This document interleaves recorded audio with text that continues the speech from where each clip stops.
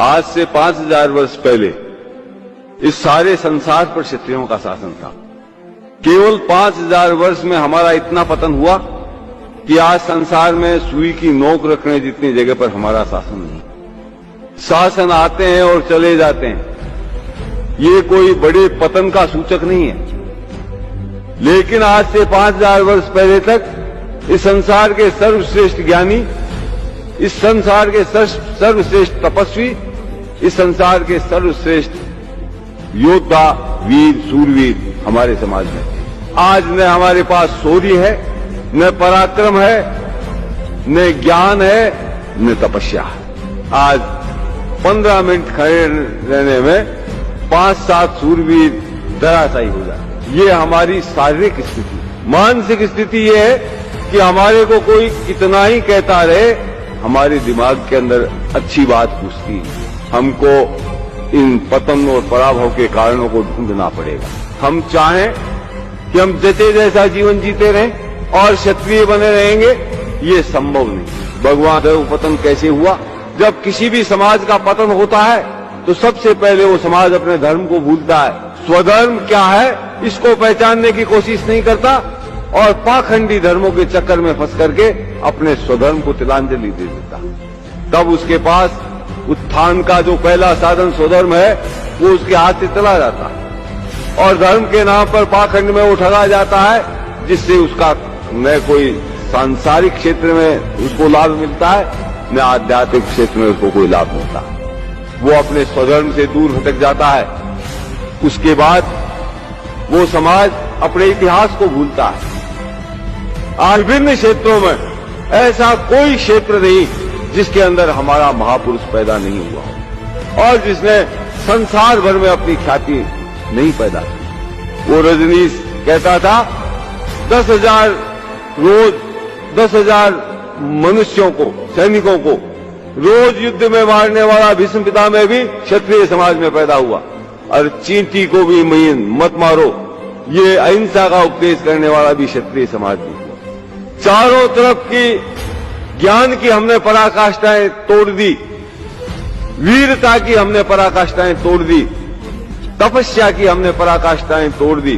संसार में आज तक विश्वामित्र से लंबी तपस्या करने वाला संसार में कोई तपस्वी हुआ है जो संसार में आज तक कोई नहीं कर सका, जो राम के काल में नहीं हुआ, जो महाभारत के काल के अंदर नहीं हुआ, वो राजपूत काल में राजपूतों ने करके दिखाया। माथा कटने के बाद लड़के दिखाए और माथा कटने के बाद 1-2 हाथ तलवार के चला दिए नहीं, कोसों तक बिना माथे के लड़ते हुए चले गए।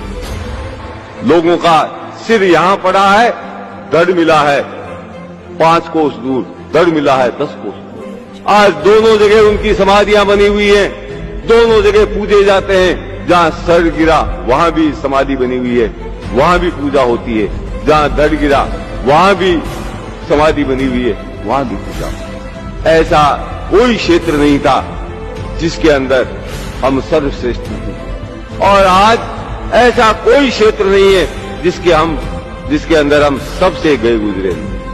चाहे वो ज्ञान का क्षेत्र हो, चाहे वो वीरता का क्षेत्र हो, चाहे वो तपस्या का क्षेत्र हो, चाहे शारीरिक बल का क्षेत्र हो, चाहे बौद्धिक बल का क्षेत्र हो, चाहे मनोबल का क्षेत्र हो, चाहे आध्यात्मिक बल का क्षेत्र हो, हर क्षेत्र के अंदर हम पिछड़ते जा रहे हैं। उसका कारण अपने धर्म का और इतिहास का ज्ञान नहीं होना।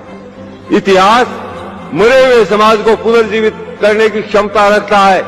इतिहास निर्जीव शरीर में जीवन पैदा करता है। एक विदेशी पर्यटक भी रणथंभौर को देखने जाता है, एक विदर्भी भी रणथंभौर को देखने जाता है, एक दूसरे समाजों का रणथंभौर को देखने जाता है। वहां क्या देखता है? कितने ऊंचे पहाड़ पर ये बना है, इसकी दीवारें कितने सुरक्षित हैं, इसमें महल कैसे बने हुए हैं, ये देख के लोग जाते हैं। और हम भी आज उन पर्यटकों की तरह रणथंभौर, चित्तौड़ आदि किलों को देखते हैं। उसका कारण क्या है? इतिहास के ज्ञान का अभाव। हमारे अंदर वो चिंगारी नहीं फूंक सकते जो चिंगारी रणथंभौर के अंदर विद्यमान।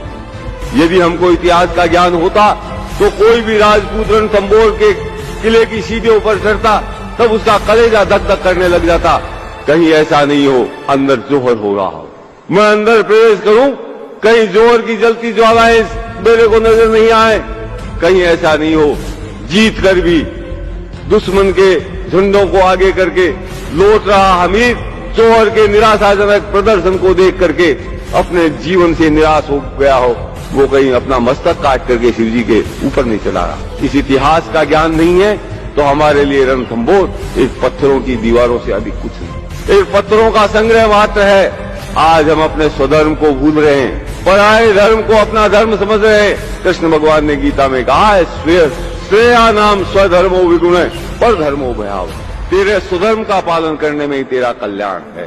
दूसरा धर्म भय को देने वाला, दूसरा धर्म तेरे को कायर बना देगा, तेरे को पलायनवादी बना देगा। फिर कृष्ण भगवान कहते हैं, दूसरे के धर्म का तू ठीक प्रकार से पालन कर ले तो भी तेरा कल्याण संभव नहीं, लेकिन अगर तेरे स्वधर्म का तू टूटा फूटा भी का पालन कर लेगा तो तेरा कल्याण। आज उस स्वधर्म को जानने और सीखने की चेष्टा हमारे समाज में नहीं। अपने स्वधर्म को अपनाने की चेष्टा नहीं करेंगे, हमारे अंदर जीवनी शक्ति नहीं आ सकती। जब तक अपने इतिहास का ज्ञान नहीं करेंगे, हमारे अंदर प्राण शक्ति का विकास नहीं हो सकता। और पराभव का अंतिम सोपान है संस्कार, सांस्कृतिक पराभव, अपनी संस्कृति को भूल जाना।